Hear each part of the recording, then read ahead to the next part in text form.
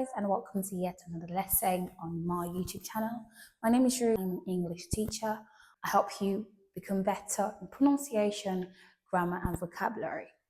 Speaking of vocabulary, today we're going to be looking at some basic to advanced formal English.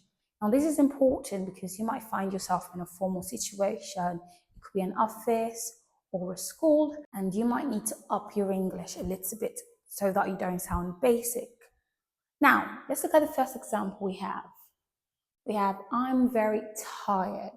So instead of saying I'm very tired, you could say, I'm exhausted. I'm exhausted. Okay, so I'm exhausted instead of I'm very tired. The next one is, I'm very hungry. So instead of saying I'm very hungry, you can say, I'm starving or I'm famished. Now, someone invites you to an office dinner, or a colleague at work is having a wedding or something, and you want to respond. Instead of saying, I can't come, bluntly, you could say, I regret to inform you that I am unable to attend. Makes it more formal and better. I regret to inform you that I'm unable to attend your dinner party or your royal party or whatever.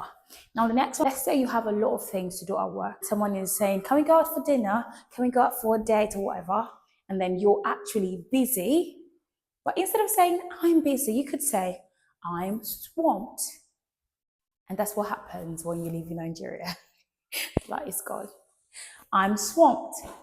And the next one is, please give me. So maybe you go to your admin and you want to request something. Instead of saying, please give me, you could say, I would appreciate if you could provide me with